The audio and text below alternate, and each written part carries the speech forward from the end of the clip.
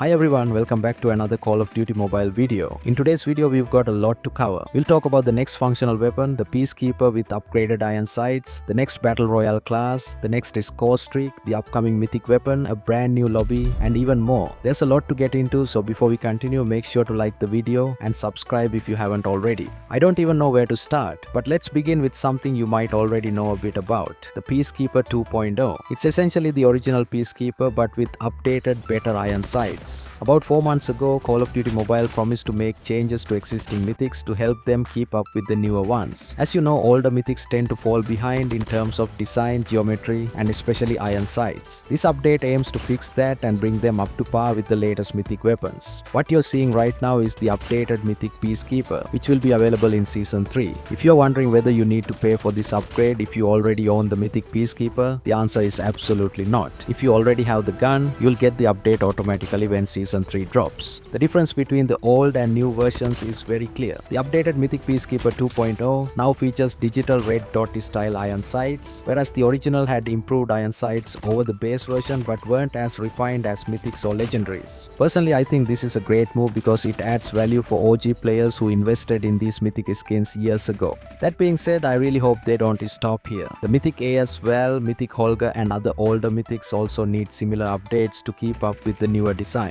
Talking about old mythics, all mythic blueprints upgrade UI has been revamped. Now let's talk about something completely unexpected. The new Battle Royale class, Jump Pad. I'll be honest, I never saw this coming. I knew they were planning to introduce some crazy looking BR skills, but I didn't expect something as simple as this. This was from Black Ops Cold War Zombies Outbreak, but in COD Mobile it will be a different model. Now keep in mind that this isn't the final version, so there could be some tweaks before release. But the basic idea is straightforward. You place a pad on the ground, and when you step on it, you get launched into the air. One thing I feel is missing though is a steam shot effect, because this class totally reminds me of Octane from Apex Legends. Imagine if they added a speed boost after landing. That would make it even more fun to use. This class shouldn't just be a simple jump pad. There has to be more to it. Since it's still in development, I'm sure they are tweaking things, and I can't wait to see what else they add. Next up, player levels will be increased from 351 to 400 in Season 3 2025. Now instead of 3 stars, you're gonna get 4 stars, and this frame when you reach level 400. Other rewards at different levels are as follows. At level 360, CRG 20mm Dark Matter. At level 370, Prize Fighters Dark Matter. At level 380, PP19 Bison Cosmos. At level 390, M13 Dark Matter. At level 398, Calling Card. And finally at level 399, a Charm. Let's talk about upcoming Season 3 MP Lobby background. The new MP Lobby background definitely gives off those classic military vibes, just like the 2019 lobby. It has that gritty tactical feel rather than the more modern or futuristic look we've had recently. The new MP Lobby background seems to be a MP map called Compound from Advanced Warfare. I think a lot of OG players will appreciate this change since it brings back that old school COD mobile aesthetic.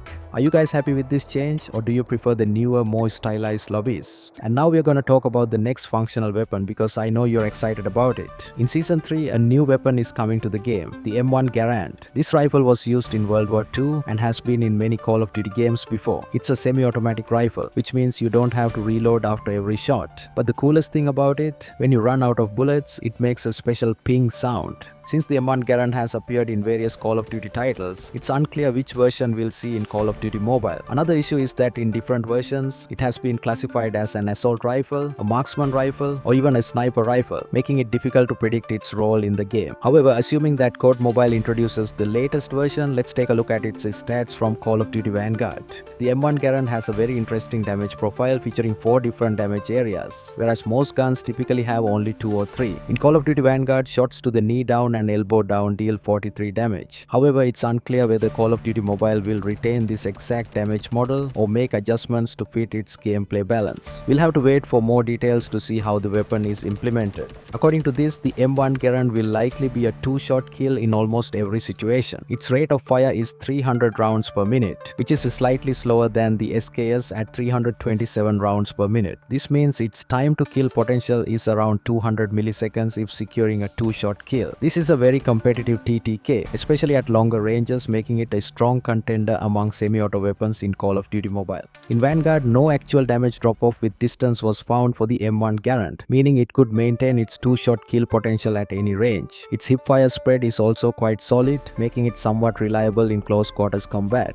As for recoil, there is a noticeable amount of visual recoil, but it's mostly an animation effect rather than actual weapon movement. In reality, the M1 Garand kicks almost straight up, with a slight jump between the first and second shot. This makes it more predictable and easier to control compared to some other semi-auto weapons. If these mechanics carry over to Call of Duty Mobile, it could be a strong long-range option. The ADS time for the M1 Garand in Vanguard is quite decent for a marksman rifle, sitting at 335 milliseconds. However, its reload speed is a bit of a downside. If the gun isn't empty, the reload add time is 2.6 seconds, which is quite slow considering it only has an 8-round clip. But here's where things get interesting. If you completely empty the gun and are using a clip instead of a magazine attachment, the reload speed significantly improves to just 1.52 seconds. In conclusion, the M1 Garand stands out as a highly accurate, consistent 2-shot kill weapon at any range. Now moving on to the next mythic blueprint we'll see in Season 3. You might think it's going to be the M1 Garand, right? Well, it's not. According to data miners, the LW3 Tundra will receive a mythic blueprint in Season 3. I think this is a great choice for a sniper mythic. The LW3 is basically the DLQ-33 of this era in Call of Duty Mobile. Almost everyone uses it, it's easy to maneuver, and players will love seeing a mythic version of it. But hey, what are your thoughts on this? Let me know in the comments below.